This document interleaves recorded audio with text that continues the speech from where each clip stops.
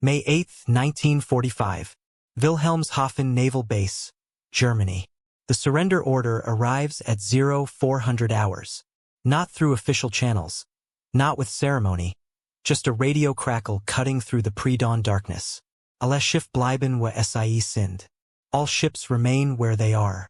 Captain zur See Werner Hartmann stands on the bridge of the heavy cruiser Prinz Eugen, watching his crew's faces as the words sink in. 23 years old, some of them. Boys who joined the kriegsmarine dreaming of naval glory, of continuing the proud tradition of Tirpitz and Scheer. Now they stand in silence, hands frozen on instruments that will never receive another combat order. The Prinz Eugen is one of the lucky ones. She's still afloat, still functional, her engines capable of 32 knots, her guns still loaded. Around her in the harbor, the rest of the fleet tells a different story. U-boats with conning towers riddled by aircraft fire. Destroyers listing to port, half submerged. A battleship with her forward turret blown clean off. A wound that will never heal because there's no Germany left to heal it. Hartmann has been awake for 36 hours. The exhaustion sits behind his eyes like ground glass. But he cannot sleep, not yet, because what happens in the next 72 hours will determine whether his men live or die, whether they're treated as prisoners of war or war criminals, whether the ships they've bled for become trophies or scrap metal. He doesn't know it yet, but the fate of the German Navy, the Kriegsmarine, will become one of the most bizarre chapters in maritime history.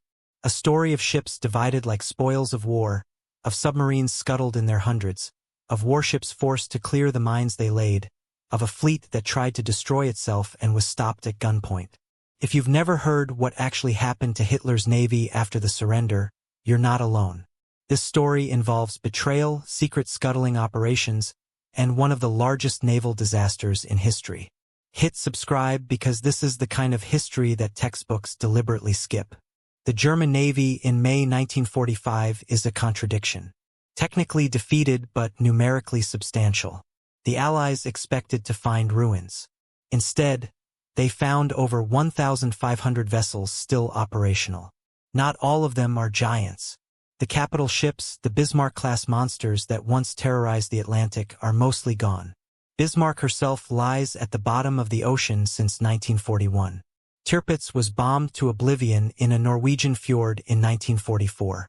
But what remains is staggering. 156 U-boats still capable of diving. 49 destroyers. 38 torpedo boats. Minesweepers, escort vessels, patrol boats, and the heavy cruiser Prinz Eugen, the ship that sailed alongside Bismarck on her final mission and somehow survived the entire war. The Allies gather in London on May 10th, just 2 days after Germany's unconditional surrender. Soviet Admiral Nikolai Kuznetsov arrives with a list already prepared. The British send Admiral Bruce Fraser, the man who orchestrated Tirpitz's destruction. The Americans send Admiral Jonas Ingram, pragmatic, numbers-focused, interested in technology more than trophies. The meeting room smells of cigarettes and old leather. Maps of German ports cover every wall. The question on the table is simple, brutal, and immediate. What do we do with 1,500 enemy warships? Fraser speaks first. His voice is clipped, efficient, shaped by years of command. Destroy them. Every last one. Germany forfeited the right to a navy when she started unrestricted submarine warfare. Kuznetsov leans forward. Destroy them after we divide them.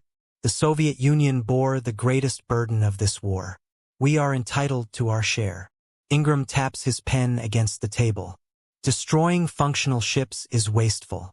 We should study them, extract what technology is useful, then decide. What none of them says aloud, but all of them know, is this: whoever controls the German fleet, even temporarily, gains access to technology years ahead of Allied development.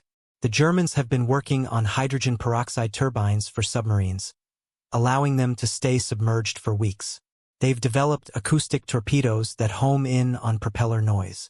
They've built the Type XXI U-boat, a revolutionary design that the Americans and Soviets are desperate to examine. This isn't about justice. It's about the next war. The one they can already see coming, even as the current one smolders out. The meeting lasts 14 hours. They break twice for food, once for Churchill to call from Downing Street demanding updates. When they finally emerge, the agreement is signed, Tripartite Naval Commission. The German fleet will be divided into 3 equal shares, British, American, Soviet. But first, they have to find it. Loch Ryan, Scotland. November 1945. The U-boats arrive in columns, surfaced, flying white flags from their conning towers. They look like whales breaching in formation, gray steel backs cutting through the cold Scottish water. 156 submarines, ordered to sail to designated Allied ports for processing. The German crews don't know what processing means. Neither do the Allied sailors watching them arrive. But Admiral Max Horton, Commander-in-Chief of Britain's western approaches, knows exactly what it means. Extermination. Horton fought U-boats for 6 years. Lost convoys, destroyers, merchant ships, men. He watched the Battle of the Atlantic nearly strangle Britain into submission. Watched U-boat wolf packs sink 3,500 Allied ships, kill 72,000 sailors, come within a razor's edge of winning the war through starvation alone. Now those same U-boats sit in his harbor, docile, defanged, waiting for orders. And he's been authorized to give one order only: sink them all. Operation Deadlight begins on November 25, 1945. The methodology is clinical, efficient, designed to prevent any possibility of salvage. Each U-boat is towed 100 miles northwest of Ireland, into water 1,000 fathoms deep, too deep for recovery, too deep for anything except permanent disappearance. Then they're destroyed. Some are sunk by naval gunfire. Destroyers circle at 2,000 yards, firing until the submarines rupture and go down. Others are used for target practice by bombers, letting aircrews train on real targets one last time. A few are torpedoed, poetic justice delivered by British submarines against vessels that terrorized them for years. Oberleutnant Klaus Reinhardt watches his boat die from the deck of a British destroyer. U-1009, the boat he commanded through 14 patrols, that brought him home every time when so many others didn't return. She goes down in 4 minutes after a direct hit to the pressure hull. He watches the conning tower slip beneath the waves and feels something crack inside his chest. Not quite grief. Not quite relief. Some hybrid emotion that doesn't have a name. She was a good boat, he says to no one in particular.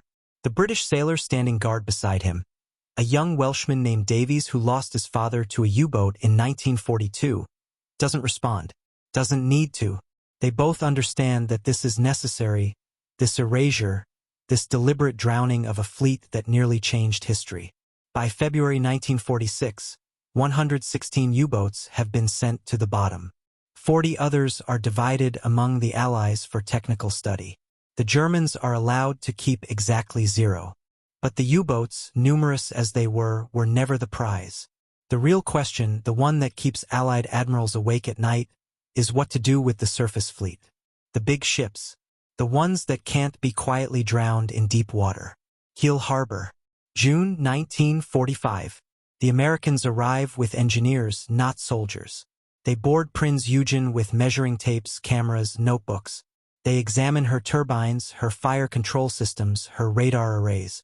One engineer from MIT spends an entire day studying the German acoustic detection equipment and emerges shaking his head. 3 years ahead of us, he mutters. At least. Prinz Eugen is a legend. She sailed with Bismarck in May 1941, engaged HMS Hood, survived the battle that killed the British battlecruiser in 4 minutes. She evacuated German civilians from East Prussia as the Soviets advanced. She bombarded Soviet positions, ferried wounded soldiers, operated continuously for 4 years in conditions that should have destroyed her. And now she belongs to the United States. Captain Hartmann, still technically her commanding officer pending official transfer, watches the Americans crawl over his ship.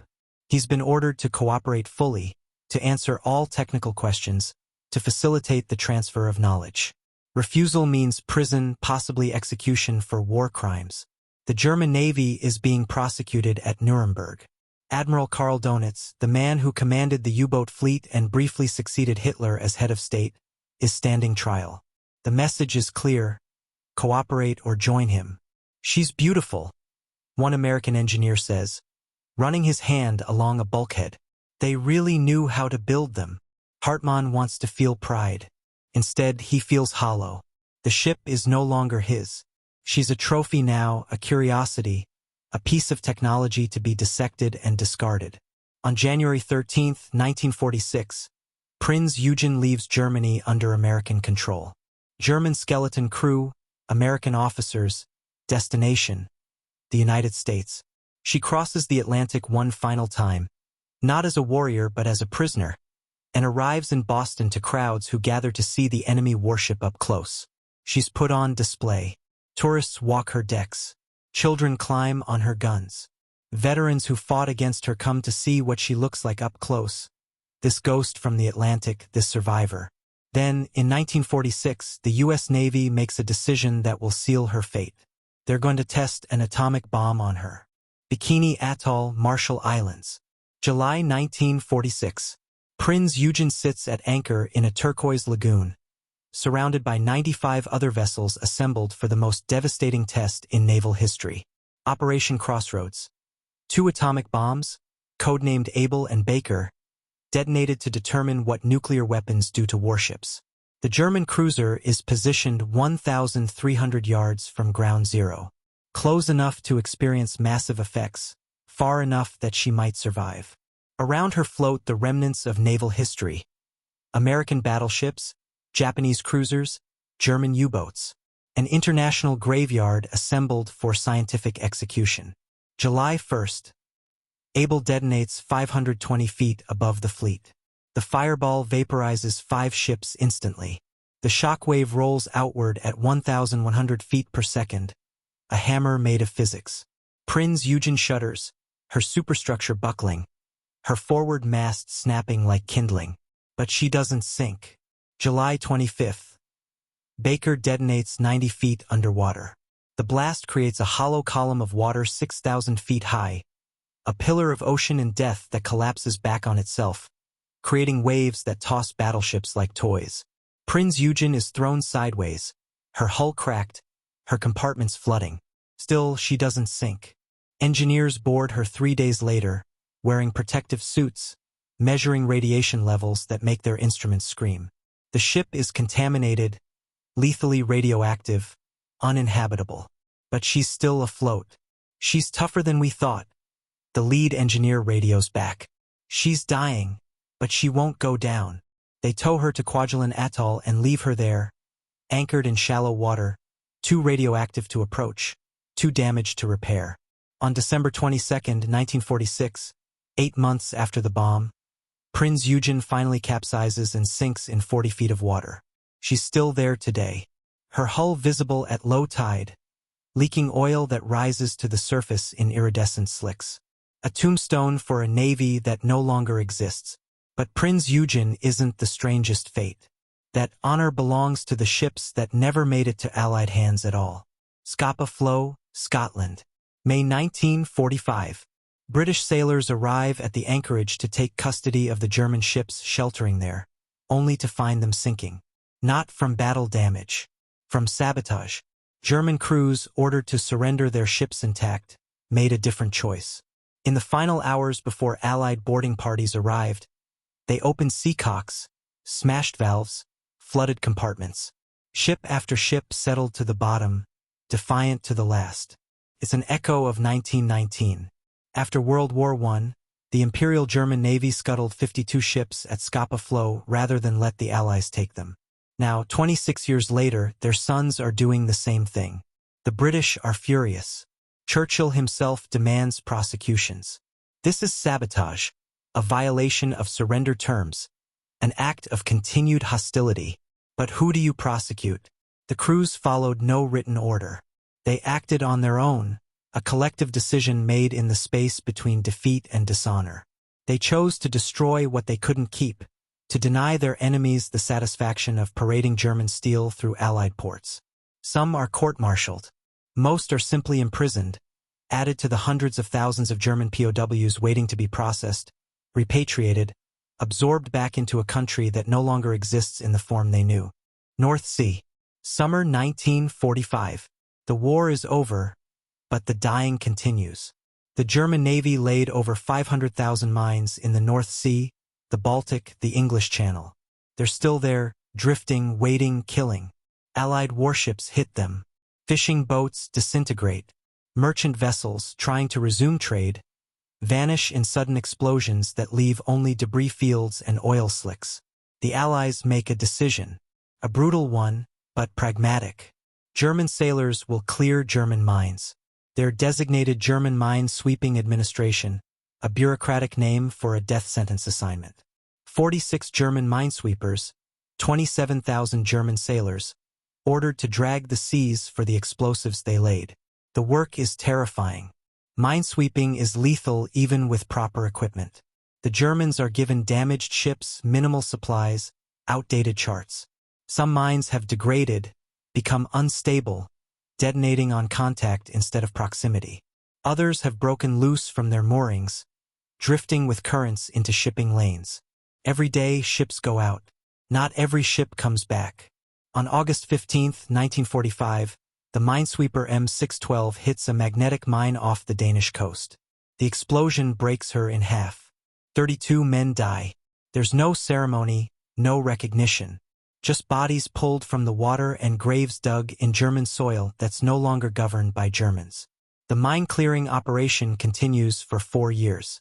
By 1949, when it's finally terminated, 348 German sailors have died. 150 more have been permanently disabled.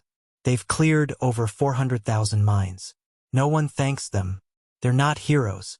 They're the defeated, paying restitution in blood for a war their leaders started. But in the quiet spaces, in the pubs where old sailors drink, there's a recognition. The men who cleared the mines saved thousands of lives, Allied and German alike. They restored safe passage through waters they'd once made deadly. It's not redemption, but it's something. The Soviets take their share with cold efficiency. They want cruisers, destroyers, anything that can be reverse-engineered. Stalin's navy is antiquated, devastated by German invasion, desperate for modern technology. They're awarded the heavy cruiser Lutzow, sister ship to Admiral Graf Spee. They rename her Petropavlovsk, sail her to Leningrad, and immediately begin dismantling her systems to study. But the Soviets also take something else. Something the West doesn't discover until years later. German naval engineers, hundreds of them, specialists in submarine design, torpedo technology, radar systems. They're not officially prisoners. They're technical consultants, relocated to Soviet shipyards, given housing, salaries, and the implicit understanding that refusing means Siberia. These engineers will design the Soviet submarine fleet of the 1950s and 60s.